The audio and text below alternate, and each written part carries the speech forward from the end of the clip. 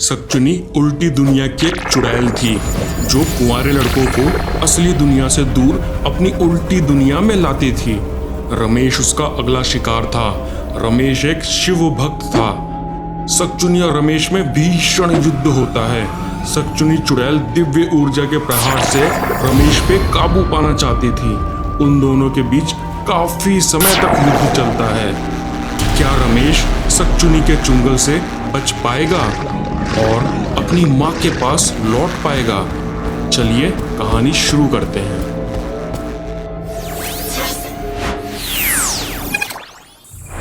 रात के अंधेरे में रमेश एक घने सुनसान जंगल से गुजर रहा था।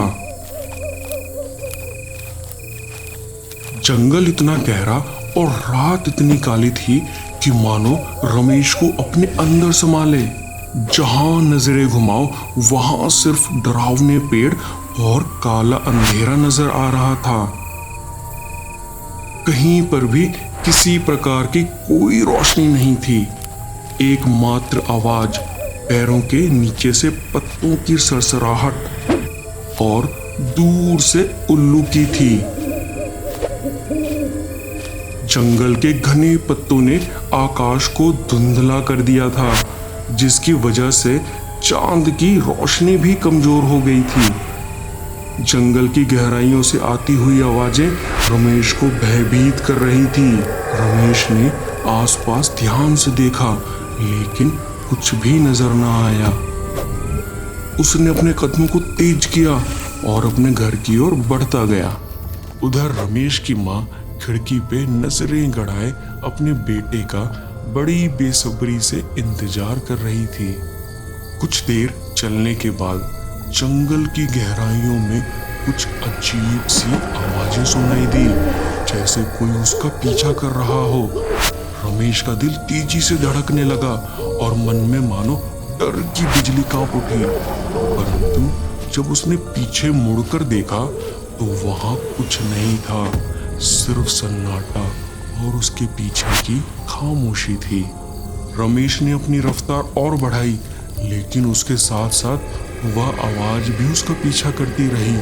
आवाज गहरी और भयानक बनती जा रही थी। रमेश अपने घर की तरफ बढ़ता रहा, लेकिन उसके साथ साथ एक अनजान डर भी उसके दिल में बढ़ता जा रहा था। चलते चलते रमेश ने देखा सामने एक अजीब सा पेड़ है, जिसकी जड़ें जमीन के बाहर निकली हुई हैं और वह पेड़ रास्ते के बीचों बीच खड़ा था। साथ में एक भयानक आग भी जल रही थी। ऐसी तेज आग को देख के रमेश के होश उड़ जाते हैं, परंतु उस आग की रोशनी को देख के रमेश सम्मोहित हो जाता है, जिसके कारण रमेश आने वाले खतरे का आभास नहीं कर पाता और आराम करने के लिए वहीं आग के सामने बैठ जाता है। दरअसल आज पूर्णिमा की रात थी और आसपास की रूहें रमेश को अपनी दुनिया में बुला रही थी। रमेश इन सबसे अनजान आग ताप रहा था। वह आग कुछ अजीब थी। अचानक आग की रोशनी तेज होने लगी। रमेश डर से थर-थर कांपने लगा। उसने जब ध्यान से आग को देखा तो एक विचित्र सा चक्र निकला, जैसे कोई पोर्टल हो। रमेश की मानो सांसें थम गई। उस पोर्टल से दूसरी दुनिया के लोग मानो उसे देख रहे थे और रमेश को अपनी दुनिया में खींचते जा रहे थे। तेज हवा चलने लगी, बिजली कड़कने लगी, अजीब सी नीली रोशनी चमकने लगी, मानो रूहानी आत्माएं अपनी ताकत का नजारा पेश कर रही हो। और पलक झपकते ही रमेश को उस आग ने अपने अंदर खींच लिया।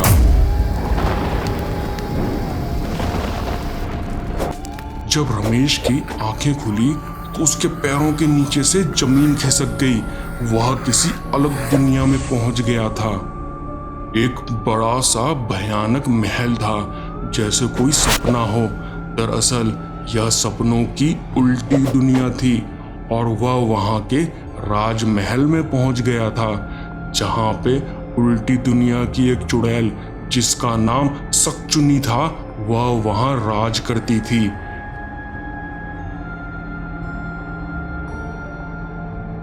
वहां एक पोर्टल था जहां से असली दुनिया के लोगों को सम्मोहित करके उल्टी दुनिया वाले अपनी सपनों की दुनिया में ला रहे थे।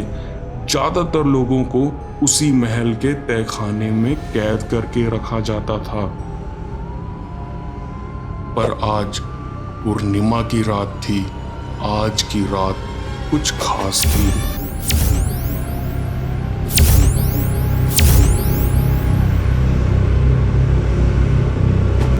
जमीन पे फूलों की चादर बिछी थी। कुछ सैनिक दिव्य दिखने वाला भाला लिए खड़े थे।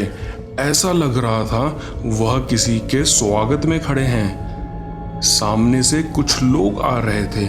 उनके बीच में एक बहुत ही खूबसूरत दिखने वाली महिला जो दुल्हन के जोड़े में थी, वह चल के आ रही थी। उसकी खूबसूरती देख के रमेश मानो और मदहोश हो जाता है। परंतु रमेश जब उसकी आंखें देखता है तो उसके होश उड़ जाते हैं। उस लड़की की आंखें बिल्कुल लाल और भयानक थी, मानो कोई खूनी चुड़ैल हो। दरअसल आज पूर्णिमा की रात है। यह खास पूर्णिमा की रात 300 साल में सिर्फ एक बार आती है। और आज उल्टी दुनिया की रानी शक्चुनी शादी करके तीनों लोगों की महारानी बनना चाहती थी। शक्चुनी पिछले 300 साल से इस खास पूर्णिमा का इंतजार कर रही थी। शक्चुनी रमेश की तरफ इशारा करके बोलती है, पृथ्वी लोक के वासी, तुम बहुत खास हो, इसलिए यहाँ लाए गए हो। आज मेरे वर तुम बनोगे और फिर मैं तीनों लोगों की रानी बन जाऊंगी। उधर रमेश की माँ उसके घर न आने की वजह से बहुत परेशान थी और वह शिव जी की आराधना करने लगती है, जिसकी शक्ति से रमेश का सम्मोहन टूट जाता है और रमेश को जल्द ही यह एहसास हो जाता है कि वह अपनी असली दुनिया में नहीं है और यह चुड़ैलों की उल्टी दुनिया है, जिसकी रानी उससे शादी करना चाहती है। वह समझ जाता है कि शादी करके यह उसे मार देगी और वह हमेशा के लिए उल्टी दुनिया में ही फंसा रह जाएगा। रमेश बोलता है, मुझे मेरी दुनिया में वापस जाना है। मैं तुमसे शादी नहीं करूंगा। मेरी माँ मेरा घर पे इंतजार कर रही है। शक्चुनी चुड़ैल को बहुत गुस्सा आ जाता है। वह एकदम आग बबूला हो जाती है। क्या बोला? तुम मुझसे शादी नहीं करेगा? मैं पिछले 300 साल से इस खास पूर्णिमा का इंतजार कर रही हूँ। अब तू नहीं बचेगा। वह अपने हाथों से बिजली निकालने लगती है और फिर शक्ति के गोले का निर्माण करती है। ऐसा लग रहा था मानो वह अपने प्रचंड रूप में आ गई है। बिजलियों का कड़कना और भी तेज हो जाता है। ऊपर से तेज नीली रोशनी गिरती और एक भयंकर विस्फोट होता है। शक्चुनी के चारों तरफ दिव्य ऊर्जा की उत्पत्ति हो गई थी। ऐसा प्रतीत हो रहा था कि अब शक्चुनी के भीषण गुस्से के प्रकोप से रमेश बच नहीं पाएगा। उसके आसपास खड़े सैनिक अपना रूप बदल के अपने असली स्वरूप में आ जाते हैं। वह सब की आत्माएं थी जो इंसानों का शिकार करती थी अपनी रानी के कहने पे। ऐसा भयानक दृश्य देख के रमेश के होश उड़ जाते हैं। शक्चुनी अपनी पूरी ताकत लगा के रमेश पे दिव्य एनर्जी बीम से हमला करती है। दिव्य एनर्जी बीम के जोरदार प्रहार से रमेश जमीन पे गिर जाता है। हे उल्टी दुनिया की महारानी, मुझे मत मारो। मुझे घर वापस जाना है। मेरी माँ मेरा इंतजार कर रही है। मुझे बख्श दो। पर शक्चुनी अब रमेश पे बिल्कुल रहम नहीं करने वाली थी। उस पे खून सवार था और वो अपने प्रचंड खूनी रूप में थी। वो रमेश पे लगातार हमला करती रहती है। जोरदार बिजली का हमला होता है। रमेश उन सब बिजली के हमले से बचता हुआ अपना पूरा जोर लगा के भागता है, पर सच्चुनी और रमेश पे बिल्कुल रहम नहीं दिखाने वाली थी। सच्चुनी पे खून सवार था, वो अपने प्रचंड खूनी रूप में थी। वह रमेश पे लगातार हमले करती रहती है। जोरदार बिजली का हमला होता है। रमेश उस सब बिजली के हमले से बचता हुआ अपना पूरा जोर लगा के भागता है। सच्चुनी अपनी पूरी ताकत लगा के उस पर जोरदार हमला करती रहती है। की आत्माएं भी रमेश के पीछे भाग रही होती हैं। भागते भागते रमेश को आग दिखती है। आग देख के रमेश झट से ये समझ जाता है यह वही आग है और यह एक पोर्टल है।